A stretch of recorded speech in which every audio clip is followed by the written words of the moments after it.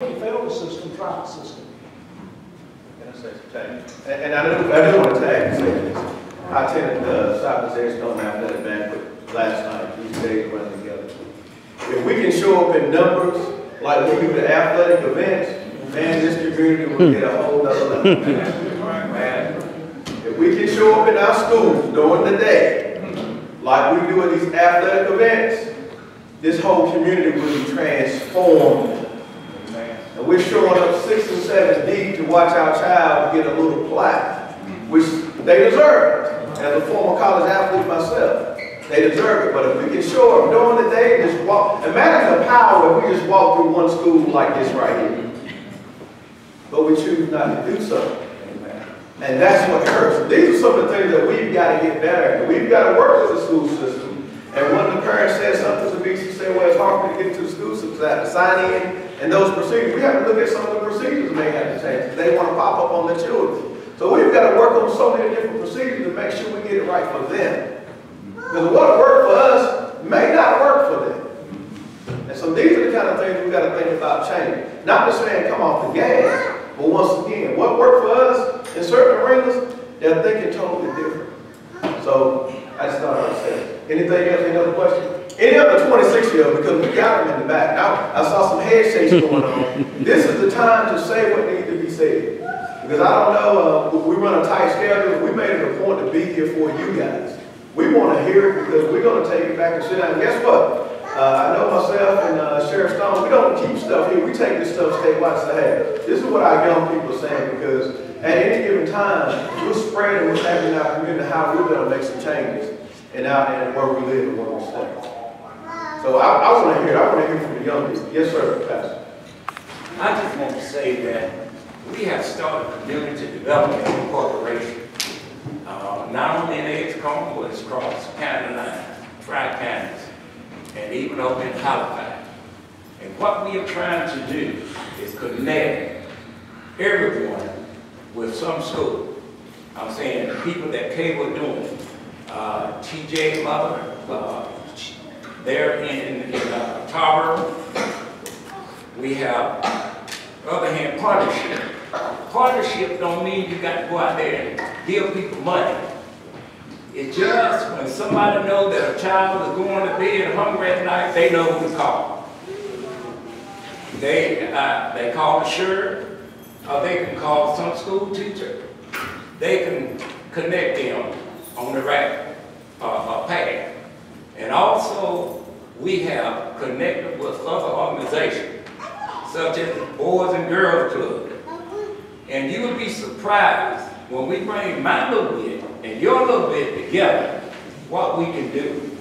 And just like right now, we are having college kids to get out of school for the summer.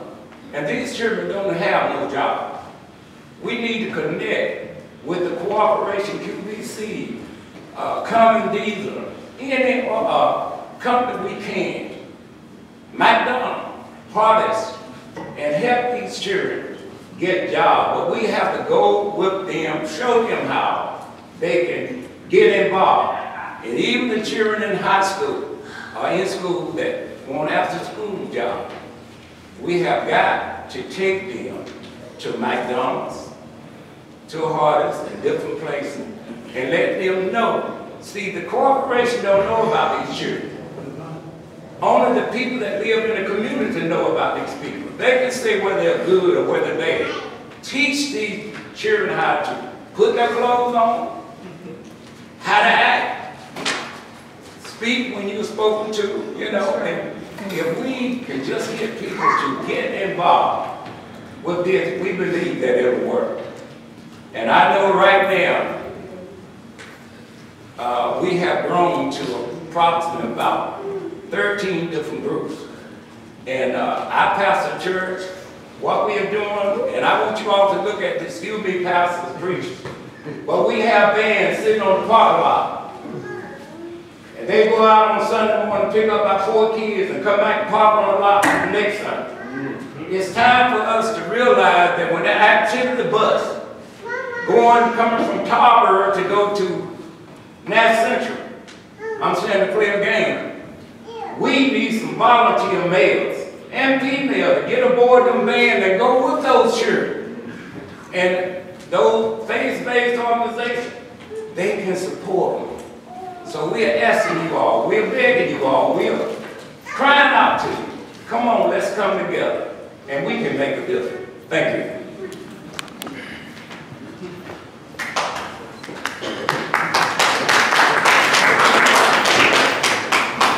I'm a local real estate agent here, and I'm not in 26 age, I'm 30, but I'm a local real estate agent also as a veteran. I think as working with the children, that like you said, if we get into schools, if we can get them to school, if we get into schools and we sit down and eat lunch with them, and listen to their story. Because I worked in the school in Atkinson High School, and a lot of times I was a custodian once I got out. A lot of times I realized that every child had a story. And you may not know what the story is until you actually sit down and come down to their level and let them know that I'm no better than you. I was once in your shoes. So, tell me your story. And you'll find out a lot of things about people, like not having anything to eat. I don't even eat it. One child once told me, I don't eat lunch because the school system require me to pay for my lunch because I didn't turn in my lunch form. I said, well, why didn't you turn in your lunch form? Well, I just forgot to turn it in. Well, this child didn't eat lunch every day. And when he went home, he didn't have anything to eat as well. And I've done all I could to try to help him along the way. He was a senior. And that child couldn't pay his dues. Couldn't pay his senior dues. He wanted to graduate, couldn't pay his senior dues. And I applaud the principal at the time. She let that child come and rake leaves so that she would pay his senior dues to help him along the way. And like the pastor said here, I'm a youth counselor here at Ebenezer Baptist Church. Hey, let's go out, let's get vans, let's get whatever it takes to get kids to bring back to church, because the church is where it's going to start. Because without the word of God, getting these children and listening to the story and letting them know that I may be grown, but I was in your shoes one day. And I'm no better than you are. And a lot of these kids are out here in the streets trying to find love. I'm here to tell you that new pair of Jordans that came out last Saturday is not the love in these children. Put a pair of pennies on them and let them know that it's not about the materialistic things, it's all what's in your mind. It's all what you want. Go for what you want. Go for what you got. A lot of these kids these days, back when I was coming up, I'm not that old. But we had to work for what we had. But you have a lot of parents, a lot of people in these children's lives that they say, hey, can I get that new pair of shoes coming out? Shoes didn't cost as much as they cost now. But you'll go and drop $200 on a pair of shoes instead of that child going to cut some grass or rake some yards. They make that $200 if they really want that pair of shoes. So I just wanted to say that, that I think that we get out here in these schools, work with school systems out here in these schools, walk these halls with these kids, sit down and eat that lunch with them, let them know that I'm here to hear your story. Tell me your story. And if you want me to come back tomorrow, then I'll make time to come after you tomorrow. If we, as grown people, if we make more time for these children, then they won't go to their peers, and the peers leading in the wrong direction. They may be able to go to their peers and help their peers be in the right direction.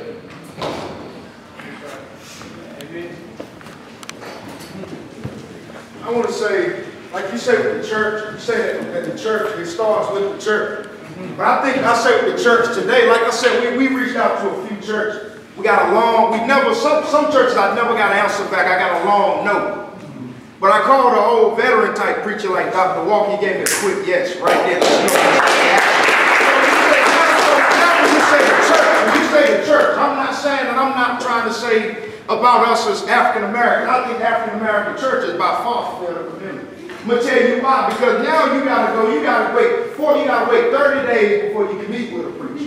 If you do get to meet, you might, and he's gonna put you on a time limit. I remember growing up. I remember my grandmama, Reverend Archie McCullough, stayed up the street. There was never a time he told us you couldn't come in my yard and pick an apple. He had an apple tree in the yard. The apples would fall. The whole D.S. Johnson yard would be there trying to get apple. Reverend McCullough never once told us you better get out my yard, don't grab an apple. He said everybody's welcome. Long as they there, That's what they there for, you eat them. But now I think what the modern day church is how can you help me?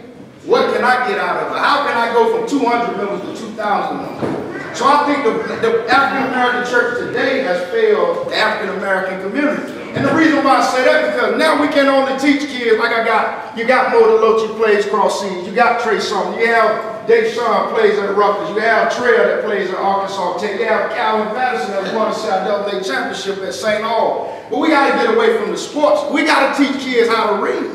Most people nowadays, they can't read. You see, because I sat back with the Honorable Judge, something in court winter time, he said, son, tell me your reading level. Most of you 26 years old, they say I'm a 7th grader. We have failed the community. And it starts at home, but sometimes out in the community, like you say, he's going to go to the gangbang, he's going to go to the drug dealer because he's showing them love. You said the older people have failed. It's my way or no way. Sometimes a man or a younger person will tell you everything you want to know if you just open your ears up and listen to it. That's right. And I think so. Now you look at a 17-year-old that's totally lost and he's running across a pastor and you tell him, call my secretary. I can't talk right now. That's the wrong answer. And you know the average net worth for an African-American family is a negative $92. My God, somebody we have to get to the root of the problem and fix it. And we can't only do it through sports. We can't, because everybody that's not fortunate even get a scholarship to a Division III school. Most of the time, when you look, most of them don't even get a scholarship because your GPA is negative 08. So you look, you're not even graduating on a college path. They give you a career path. You get a diploma and that's it. Somebody in this community, somebody got to wake up. We got to wake up and get it right. And I can't only, like I tell Trey Sumner, I can't only just come to your campus. You can teach me how to dribble. We can now. When I open this book and you read a Dr. Seuss book on this word, if I put a multiplication problem in front of you, can you solve the problem? That's the root of the problem. We have failed because we don't know how to read. We can't do basic math. But if I told you to go out and get me 30 points, you go out and get me 42, I have failed you. If you can't get out there, you know, now I'm going to tell you something else about the African-American community. I have a little sister right now that I love dearly. I went there point out. My mom told her, we're going to take you to McDonald's and get a job. She turned her lips up. Somebody, we got to know that we know better than the McDonald's job. We got to get to the root of the problem and let them know that we're here. So instead of we just give them the basketball, the baseball, the football, we got to give them a book. That's right. We got to give them a book. Like you said, they all show up for the athletic banquet. That's right. But nobody shows up at an event like this. We should have the doors should be praised behind this. I even look at a 26-year-old male growing up right here in Rocky Mountain. I'm not perfect. I use a statement, always go right. When you go left, you ain't going right. Some of you get it at home. That's a pretty deep statement. But the reason why I say it is because some of us will sit on $1 million idea and we keep it to ourselves. All right now. Somebody, you said something else that the church van will move on Sunday and it won't move again the next Sunday. But the church van got to start moving Monday, Tuesday, Wednesday, Thursday, Friday, Saturday. It can't only move and see something else in the church. We can't. Joel Osteen wrote one of the best books I ever read other than the Bible, The 7 Best Steps of Life. He said one of the number one things you got to do, you got to go out and sow a seed. He didn't say, so what he was saying when he said sow the seed, if you see that kid out and you just wake out and you just look out the window, you smile at that kid, you could have made his day. All right, you just sowed that seed. But some of us got to get away from just thinking about, I got to get it myself, I got to get it myself. We got to get to the root of the problem and think of other people. If you got to help somebody else, God will bless you triple time what you gave. All right, man. So I won't go long, I'm done here. We're going to open it back up to somebody else. That was just on my heart. All right, now that was good. You said with the church, they have failed this community. We got to start teaching kids that how you not only, you got to save your money, but you know, I remember back in school, I got suspended one day and my mom picked me up. She said, you know, she was crying in the car. She told me, she said, why do you embarrass me, son, every time? What have I done for you? She was crying. I said, this woman's crazy. She said, son, I go to work. You don't go without you get what you want when you want. What have I done for you to embarrass me? She's crazy. But the older I got it. That's right. And I got it. Somebody say, who heard a humble cry or that mama? I didn't hear it until I got about 18, 19. When I was 17, I was in a car that was shot 3 times, my back, my butt chops across my leg. She came in crying, she says, what are you doing here? Said, Mom was touching her ride home, but you know what God was telling me? But wisdom won't teach you rock bottom, Will, and I hit rock bottom. I couldn't blame it. So as I go out and I'm in Afghanistan, we get in a situation, and as this situation is happening, something comes over and I perform CPR on this guy. That's right. He had told me, Sheriff Stone, he said, my granddad, he was a white man, he said, my granddad looked at African Americans as a dog. I said, that's deep. But you know what happened that day? I was out there pumping, and he pumps back that light. He told me, from this day forward, I never look at a man from the color of his skin. Right. But you sitting there pumping, it never crossed my mind to say, don't help. Because God spoke and said, do it. Pump it back, and I'll bless you for the rest of your life. Go ahead, Jay. And I've been blessed for the rest of my life. Go ahead, Jay. By the time I'm 25, I had a brand month. So what she told me, my mother told me, now I have a college degree. I have 2 of them. And you know the most priceless moment of my life was 2 weeks ago when I walked out and she cried. She's standing there. So I walked out and I hugged her. She gave me a kiss. She told me, I'm so proud of you. I said, don't never let them define you. Don't let them define you. You can be anything you live in the free world. You can be anything you want to be. So now I remember times now going to the courthouse trail ground and I can call Judge something. I say, Judge, I'm coming up. You know what he texts me back? Come on up. Don't let them define you. That's all I got to say.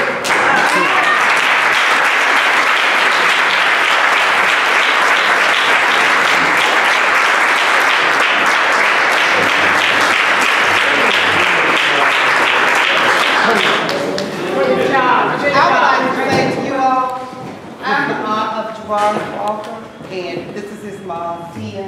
JKelly's grew up in a house with all women. All women.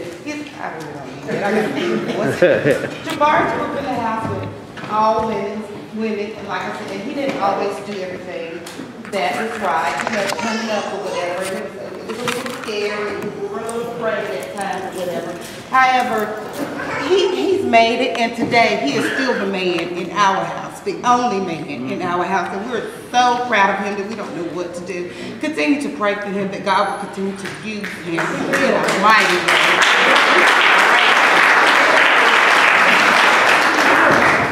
I wanted to mention something that the boss put in my mind, because we have an event coming up this Saturday.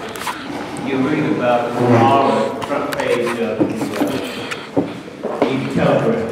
I think I saw Robin maybe help me out a little bit. She's our education coordinator through our nonprofit, Adams, and she is still together. But I want to make this announcement because, you know,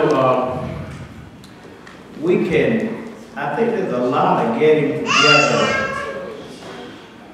Christians to God, but we got to learn light candle. And many times light and candle can be that which is really obvious.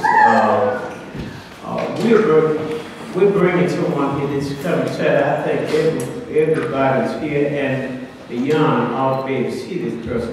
Would you tell us a little bit about that? Thank you, Dr. Walker. Like I said, it's going to be a grand event. We're bringing a word-spoken poet and an author from Fayetteville. The spoken word poet is from Washington, D.C. A lot of our young us have never met an author or a spoken word poet. So we're trying to do something for the community at Ebenezer Baptist Church. This is something new that's coming to the community. And we will appreciate if each one can bring their family out. We will be serving refreshments. We will be having a drawing for 2 candles. The author, she puts on a grand event. Her Boston Weatherford, if anyone wants to look her up when they get back home, and Jeffrey Boston Weatherford. This is to show our students that reading can be fun. Reading is not only boring, but it's educational. And without being able to read and have an education level, a grade level where you can go forward with this, you're going to have struggles in life. I am a single parent, and I raised my daughter. I was very strict with her, and I introduced her to different educational events. And we're asking you to please come out and support Carol Boston Weatherford and Jeffrey Boston Weatherford, the spoken word poet and author, this Saturday from 10 to 2. Thank you. Thank you very much. And I want to mention in this connection that Ms. Weatherford is a professor from Fairfield State University. She's wealthy now. She's written over 40 books. Some of them are on display out at a table out front. I went to, when our new superintendent came, I approached him with another problem, because we always have problems that occur in school, and sometimes people just automatically contact me to address the problem. And he did take care and look into that problem, but simultaneously he said to me, we have kids out here who need to graduate, and they're reading at 3rd grade level. And he said we need more parents, we need more of y'all to come out here and work with kids and read. And I agree with that. But I also agree that if we keep doing what we're doing the way we're doing, we're going to keep getting what we're getting. Exactly. I think all of us, the church, the school, and we might have to loosen up and stop being so turf conscious. Yeah. Exactly. You know that we may come over here on different boats, but we all in the same ship right now. and we just got to tear down those walls. All right now. And open up. These are our kids in these schools. We need the kids in the church. And incidentally, the church is not an automatic magic wand. The church is what people make it. All right now. You know, if you think the church ought to be something, you ought to get involved in it. You can't lay home Sunday morning. You go down the coast all the time, do all that, and then talk about what the church ought to do. I've been involved in church for 48 years. But I found out I can't do any more than the support base that's there. It's worth us investing. If you look at the greatest leaders of our country, Martin Luther King, we're looking at our good leaders with NACP and different. These people have a church base. And we can use that church as a launching pad to help our people. You're welcome. Let's go on and stop being turf countries, and let's make this thing happen. Okay, thank you.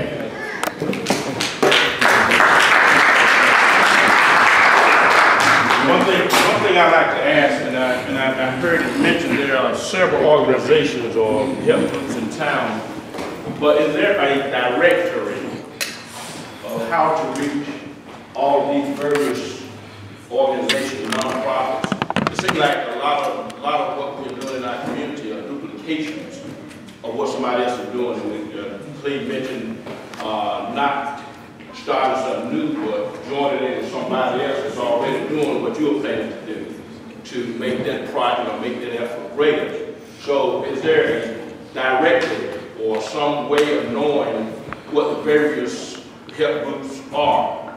Can anybody tell me?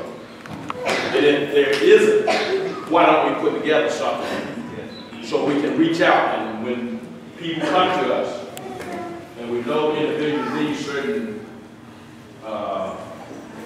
things or certain areas of help, then we'll be able to direct them to those particular organizations. That's one way that we can be of some effectiveness rather than just spinning our wheels and constantly talking. Okay. We can compile a list of all the organizations, all the help groups, and then we can refer folks to those areas when they come, and we know that people need certain things. I've got folks come to me and I don't know where to send them, you know, but I try my best to find out areas that they can receive the help that they're looking for. The church is not a fix-all, you know, but we want to be able to help as many as we possibly can to get to where they need to get to. And so if we could get a list and some way of compiling that list, that we can all be able to help one another. Thank you. And Pastor, just to tag your point, we're in agreement with once this list is compiled, we want to put this on both the National and Stone website so parents can have access to that. So we're in agreement with that.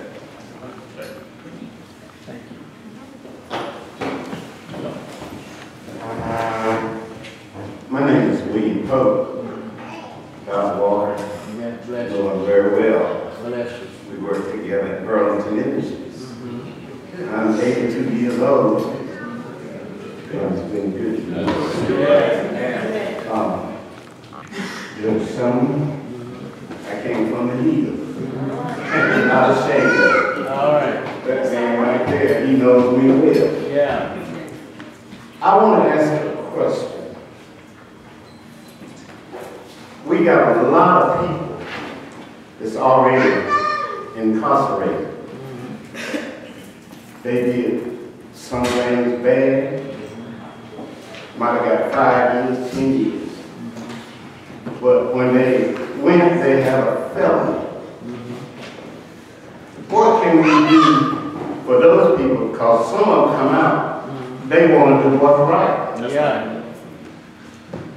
But the felony keep them from doing anything.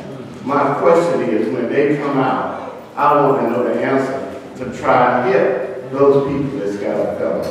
Yeah. All right.